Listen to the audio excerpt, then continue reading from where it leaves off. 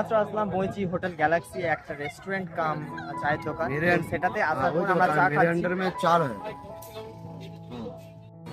তো এখন আমরা চা খাচ্ছি, গরম গরম চা, সামনে রেস্টুরেন্টটা আছে, আমাদের দেখায়।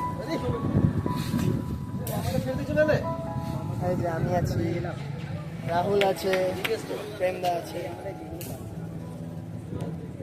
তো ওয়েদারটাও বেশ আজকে ভালো, গরমের মধ্যে বেশ হাওয়া দিচ্ছে।